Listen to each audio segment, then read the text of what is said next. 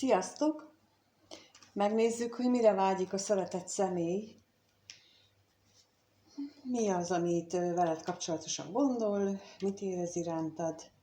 Erre keressük a választ, úgyhogy kezdjünk is hozzá. A szeretett személyednek milyen gondolatai vannak veled? Mit gondol rólad? Mit gondol, ha rád gondol? Ennek a szeretett személynek milyen gondolata van a nézővel kapcsolatban? Ez a kérdés most.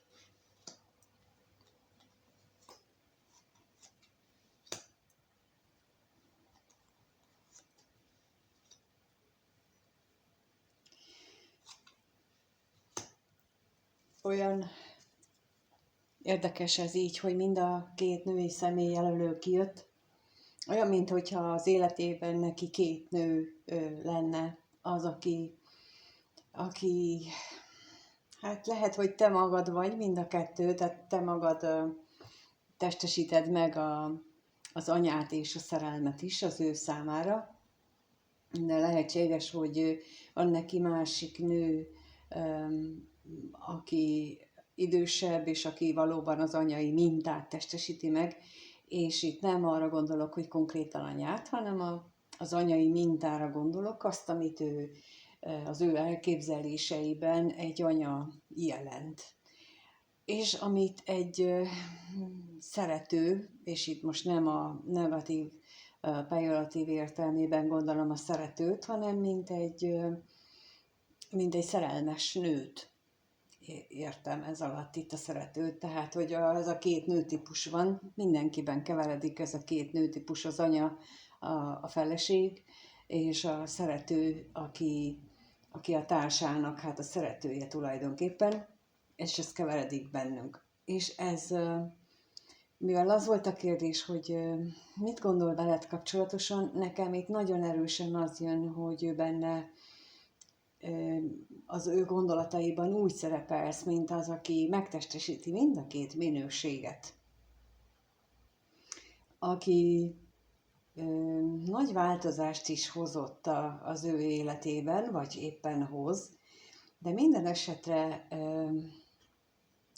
lehetséges az is, hogy olyan változást idézel elő benne, ami az ő szülői házhoz köthető nézeteit, felfogását fordítja ki a sarkából, és azt változtatja meg teljesen, vagy legalábbis a szeretetnek a megnyilvánulása, a hozzád fűződő szeretetnek a megnyilvánulása.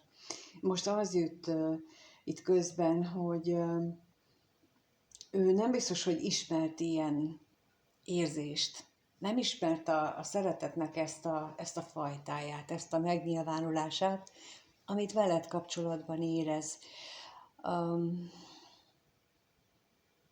És ezért jelenik itt meg kettő minőségként a női szerep, mert van egy az érzelmi szint, amit ő eddig ismert, az a szeretett típus, amit az ember a családja iránt érez, és van egy másik érzelem, azt, amit pedig a szerelme iránt érez, és ez egy teljesen más érzelem. Az ember a családja iránt valamit megtanul érezni, még akkor is mondjuk, hogyha belső gyermekként olyan érzelmi sérülések érik, amit aztán ilyen úgymond visszamaradást okoz érzelmi szinten az embernél, akkor is kialakul nála valamiféle szeretetérzés, de ez meg sem közelíti azt, amikor egy szerelmes nő, amit egy szerelmes nő iránt érez, vagy a társa iránt érez az ember. És veled kapcsolatosan én azt érzem, hogy ő talán erre eszmél rá, de akkor megkérdezzük, hogy az özvegyasszonyra mi az, ami kijön plusz információként.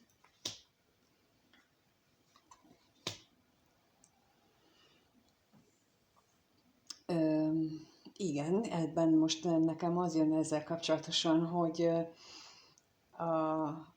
az a női minőség, akit itt az özvegyasszony képvisel, azzal nagyon jól lehet lenni. A hétköznapokban nagyon jól lehet megélni a, a mindennapokat, a földi síkot, az anyagi világnak a dolgait, és ezt mutatják a lapok, és akkor most megkérdezem, hogy mi az a szerelmes nő, mit jelent itt a szerelmes nő, milyen információt kapok rá.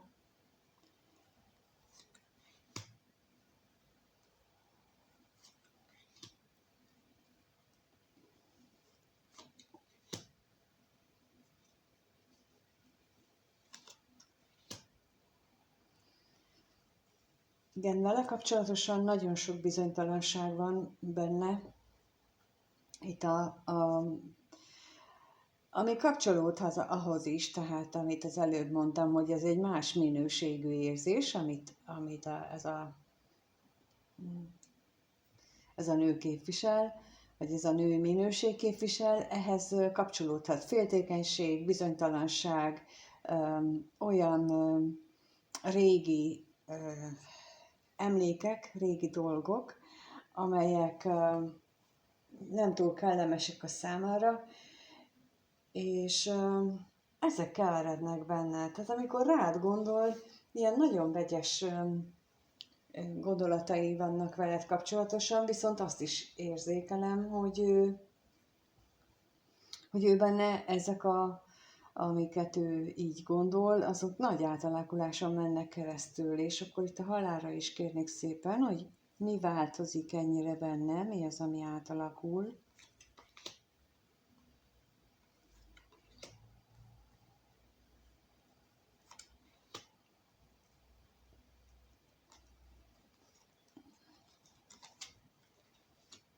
Olyan, mintha egy új látásmód születne benne, ami nem kis belső munka árán jön létre, ugyanis úgy mutatják, hogy nagyon sok küzdelem, akadályt kellett neki ehhez, vagy még mindig kell neki ehhez legyűrnie.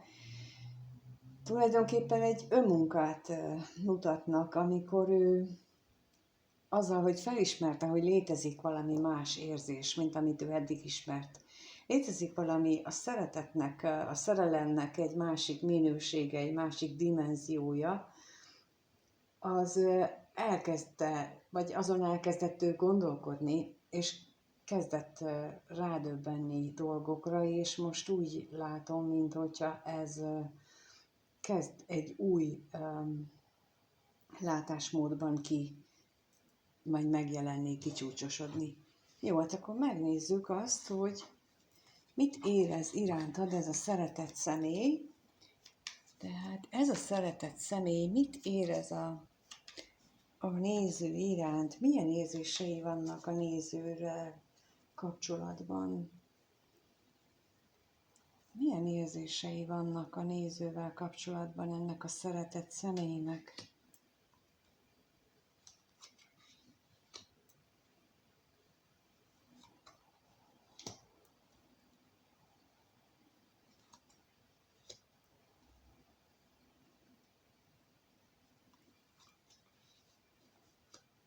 Hát, nagyon-nagyon kellemes lapok jöttek ki, bár itt mondjuk nincs itt a szerelmes nő meg a szerelemlapja, de ez mindegyik nagyon pozitív lap. Tehát a veled kapcsolatos érzései, ugye az előbb megjelent a két női minőség a gondolatainál, itt pedig megjelent az, hogy szeret veled együtt lenni, szereti veled tölteni az időt, időnként olyan dolgaid vannak, ami vicces, meglepő számára, időnként a kommunikációd, a megnyilvánulásod is olyan vidító, üdítő, felvidító hatással van rá, és olyan, minthogyha a te lényed az benne tartaná a lelket,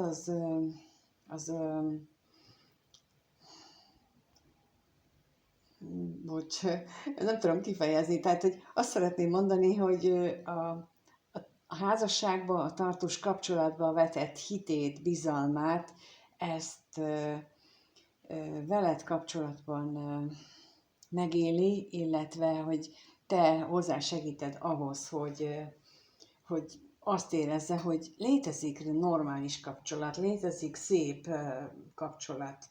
Tehát valahogy, mintha ezt érzékelni Ménából, ahogyan ő hozzád vagy veled kapcsolatosan érez.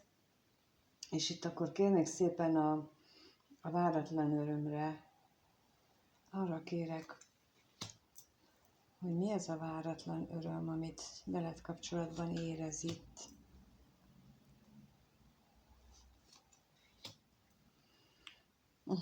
Olyan, mint hogyha amikor tele van akadállyal, gonddal, bosszúsággal, belső küzdelmekkel, tehát amikor ő nagyon sok problémával küzd, akkor mintha egyszerűen csak a szerencse megsegíteni őt, és akkor te valahogyan váratlan módon megnyilvánulsz, vagy a megjelenésed, a jelentkezésed az, ami őt ebből a nem túl jó helyzetből egyszerűen csak úgy kirángatja, és ez az, amit az előbb mondtam, hogy ilyen a dolgaid ilyen váratlan örömteli pillanatot tudnak neki okozni. És akkor itt a házasságra is kérnék szépen, hogy mit tudhatunk meg a házassággal kapcsolatban, az érzéseinél.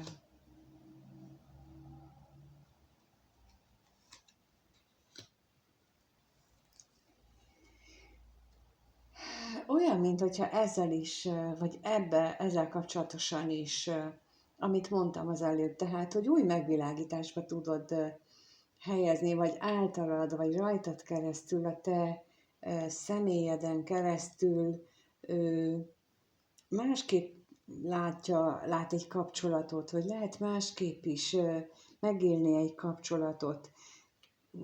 Tehát lehet, hogy neki olyan tapasztalatai vannak a kapcsolatok terén, ami nem túl kedvező, mert olyan párja vagy társai voltak, ismerősei, szerelmei, akikkel nehezen jöttek ki, és ki tudja miért voltak együtt, és te valami egészen mást mutatsz meg neki, mint mondtam ott az előbb is, hogy te képviselsz két minőséget, te két külön női minőség vagy egy személyben, akit ő most fedez fel. És valahogy itt is ezt érzem, hogy ő kezdi felfedezni, hogy van egy másik, hogy létezhet kapcsolatban is más, mint ahogy a női minőségben, az érzésekben is van másik fajta minőség, a kapcsolatoknál is van egy másfajta kapcsolat, és nem csak az, amit ő megtapasztalt. És hogyha te most férfiként nézed is, illetve férfire vonatkoztatod itt ezt, a férfinél ugyanúgy megvan az, tehát ott is úgy van egy apatípusú, vagy apaminőség, és egy szerelmes férfi minőség, tehát nyugodtan cseréld ki, tehát amikor én nőt mondok, akkor ezt nyugodtan használhatod a férfira is, mert ott is létezik ez a két minőség, és ott is elkülönül, és teljesen más érzéseket jelent. Úgyhogy ez most így nem teszek különbséget, csak most itt annyira ez a energia jön. És a reményre is kérnék szépen még, hogy mi az, ami ő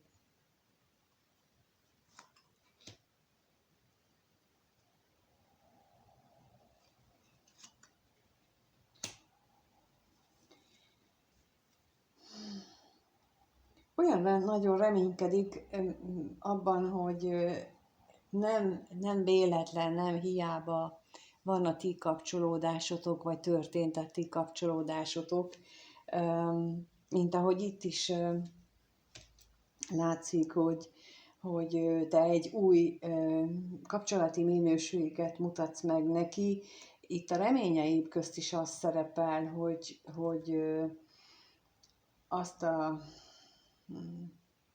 negatív hozzáállását, ahogyan ő eddig a kapcsolatokhoz és egyáltalán az életéhez hozzáállt, abban te képes vagy megváltoztatni az ő világát is, az ő életét is.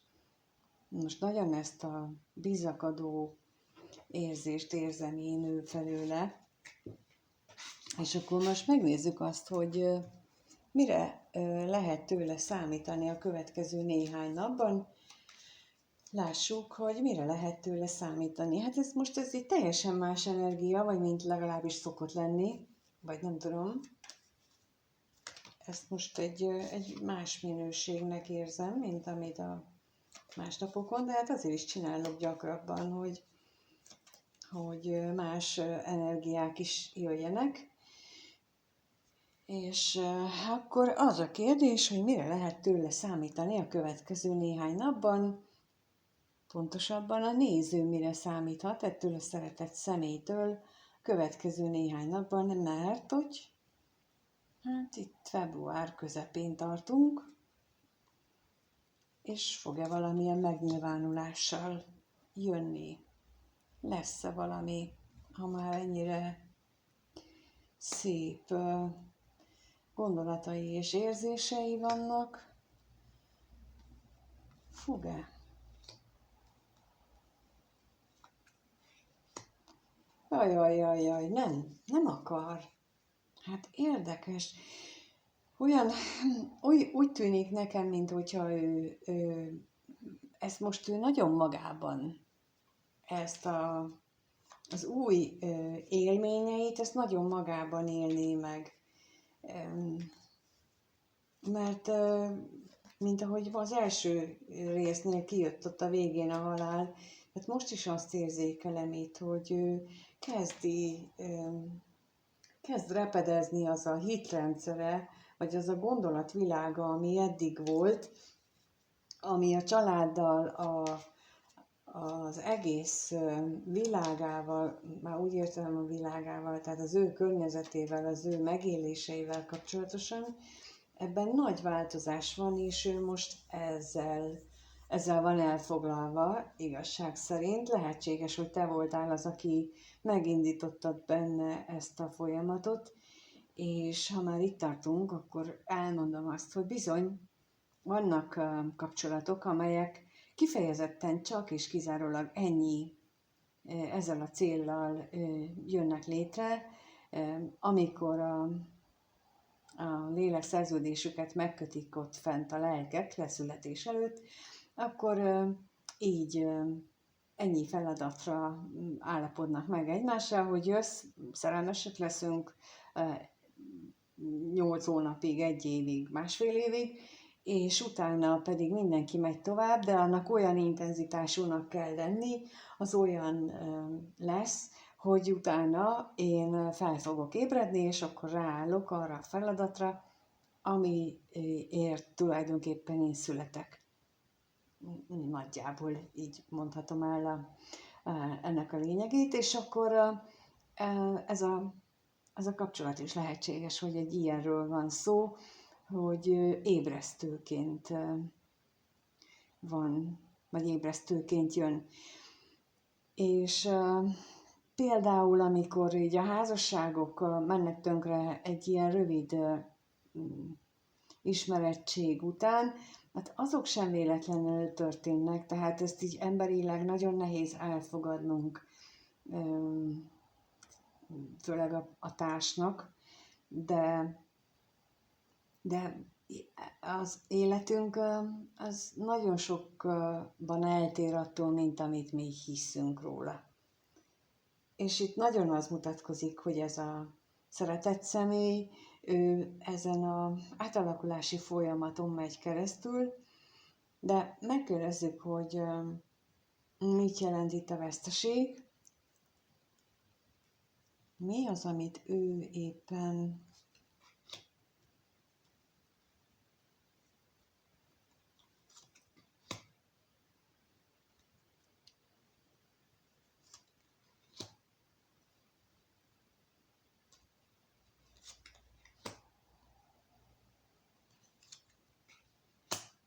lehetséges, hogy egy olyan kapcsolatot zár le, vagy nem is biztos, hogy zár le, hanem hogy annak az átdimenzionálását, tehát az átgondolását végzi éppen, ahol ugye az ő alapjait képező női minőséget vette, tehát ahol egy olyan nő szerepel, vagy olyan nő van benne, akiről ő az anyami mintát mintázta, vagy az a kialakult benne, és ennek a kapcsolatnak az átalakulása folyik, ami egy veszteségérzést okoz neki. És itt most valahogy az jön, hogy például ez a személy lehetséges, hogy ugye elveszti a társát, vagy éppen a családját, és nem úgy veszti el, hogy meghalnak, hanem hogy továbbáll már így energiaszinten, és ez mégiscsak emberi szinten megveszteségérzést jelent. Tehát ez ilyen nagyon párhuzamosan történik bennünk, hogy talán biztosan ismeritek ezt az érzést, hogy van, amikor olyan dolgok történnek, ami szükségszerű, és első pillanatban nagyon tragikusnak éljük meg, megrázónak, ugyanakkor meg valahol mélyen mégiscsak tudjuk azt, hogy jó lesz ez. Most ugyan nem ezt éljük meg, de lesz ebből jó is. És aztán később meghozza az élet, hogy tényleg jó lett. Na hát valahogy ezt az érzést érzem most ebből a lapokból. És a gondolatra is kérnék szépen. A gondolatai.